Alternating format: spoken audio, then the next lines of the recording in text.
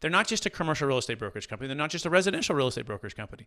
They're like a tech, leadership, entrepreneurial, and it's kind of like an incubator, like a Silicon Valley incubator where everyone's bringing their best ideas and vetting them and then adding value to one another and sharing 100% with one another.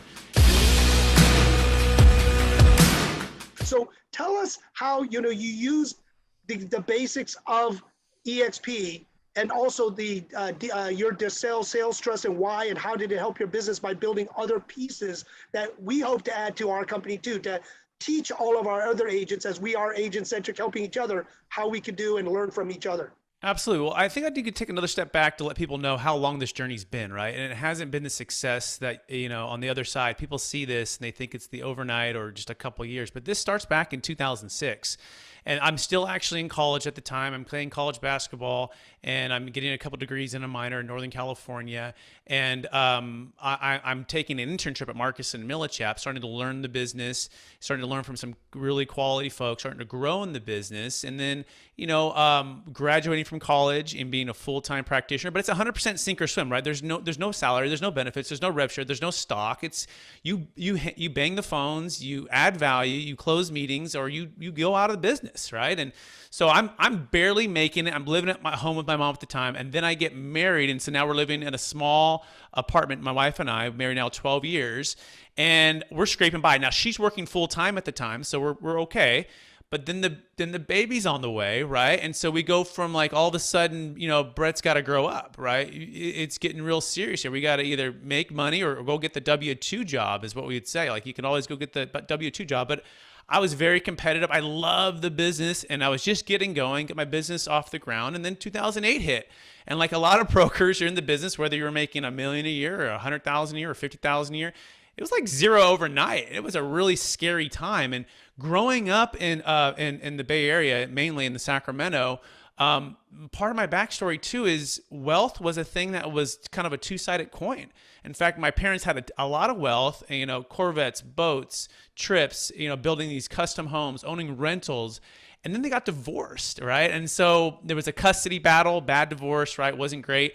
So I was living 90% of the time with my mom. So I went from like, let's say financial security to like scarcity overnight, because my dad, let's just say, wasn't as generous with the child support during the 80s, right? So it was a really scary time. So all of a sudden, I had been successful, and I had always, resolved to, I want to make sure I make a lot in the business or anything that I do, so that I never have to have the stress with the finances, right?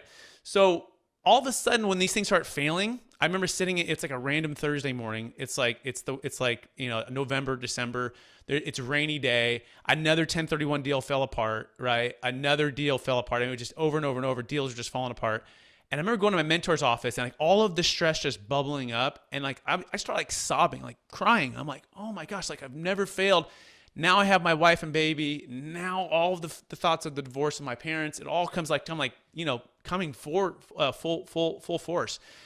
And I remember just sitting there going, what else can I do here to make this happen? So I did what every good entrepreneur, I guess real estate wannabe does, commercial real estate wannabe.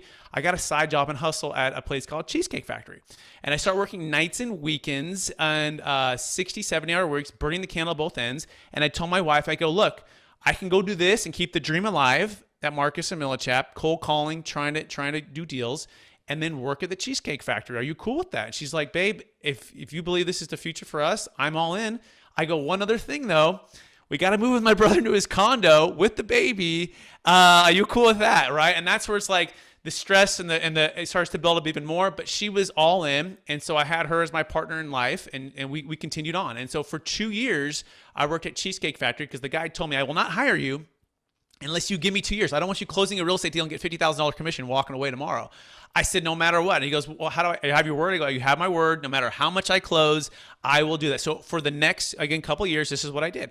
I wear the same tie, literally, Jim, that I had at Marcus Millichap cold calling. And I felt like I was like Clark Kent or Superman, right? I had my glasses and my whole thing. And then I would trade out into my Cheesecake Factory, but the exact same tie. And I'd serve cheesecake. And at one point, there's a client in the other room that I'm trying to cold call and do deals with. And I'm like, oh my gosh, if he sees me, there's no way I'm going to get his $3 million listing, right? Like, so there's all these weird things. So I was like ashamed of it. Like, I was totally embarrassed. This is nothing I shared with anyone at Marcus Millichap. In fact, I don't know if anyone ever even knew. And I just hid and I hid and I hid. But I kept learning and growing. And then at that time, about a year into that, 2009, my manager brought in a gentleman who's now my business partner, played for the 49ers, and he talked about the Deferred Sales Trust. And this is in Marcus and Millichap. And my manager at the time at Marcus and Millichap was telling everybody, hey, we need to bring ways to get business, add value, solve problems, right? And so he brought him in, and I sat there like with 30 agents, and I listened, and I said, wait, this guy might have the Netflix to the Blockbuster way of 1031s. And if this is true, it sounds too good to be true. As a big skeptic, I'm the tortoise, not the hare. I go, but if it's true, it'll change everything. And so I had really kind of nothing to lose except like, I'm going to cold call like crazy. I'm going to talk about this. I'm going to learn about it. I'm going to add value, and I'm going to see if I can get some more meetings, more listings. So that began the slow journey of 10,000 hour steps, right? And I started to talk about it. All of a sudden, my business starts to grow. I started to get more opportunities. I started meeting with people that are billionaires, that have commercial real estate broker relationships for 20 years. And they're meeting with this 25-year-old who's barely making in the business, right? Of course, I don't tell them I'm working at Cheesecake Factory, right? I have my old Maxima on parking down the street. I'm doing everything I can to keep the expenses low and the lights on. And my business starts to grow. It starts to grow. I start to get more meetings, more listings, more opportunities. But then the transition happened where a new manager came in, and this is part of the eXp story, which is interesting. The manager who came in, the new one, was an old mentor, and that old mentor didn't like me talking about the Deferred Sales Trust. You see, he had it in his mind that the 1031 was the way to do things, and that was the way that it's always been done, and there's no reason to talk about it. So the manager who trained and coached me for basically 5 years, he was fired because, things were tough. They fired him. The new one comes in. He tells me, hey, stop talking about it. He told me a second time, stop talking about it. I'm like, I'm getting meetings. I'm using it as an interest generator. And why would we stop? So we had a disagreement. I didn't think he would fire me. I was the most improved in the office the year before. I thought I was probably the hardest worker in the office. I was still getting some opportunities and closing some deals, but he fired me. I was like, okay.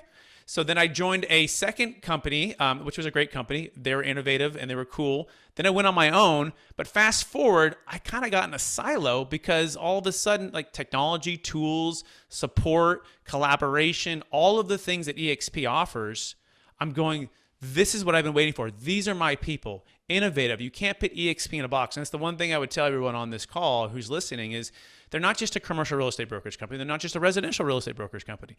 They're like a tech, leadership, entrepreneurial, and it's kind of like an incubator, like a Silicon Valley incubator where everyone's bringing their best ideas and vetting them and then adding value to one another and sharing 100% with one another. And that's where I feel like, yes, Stephanie's my business partner. Jim's my business partner. Anyone who's in eXp world, any of the family are my business partners. And you can't sense that until you're a part of it. But back to the recruiting part of it, within 3 months, 6 months, I'm full in, all in. I'm going to recruit like crazy. I'm going to, spread the message for the top of my lungs because of the challenges that I went through. So I'll pause there, see if you guys have any questions or thoughts. Brett, I absolutely love that. And I mean, I love it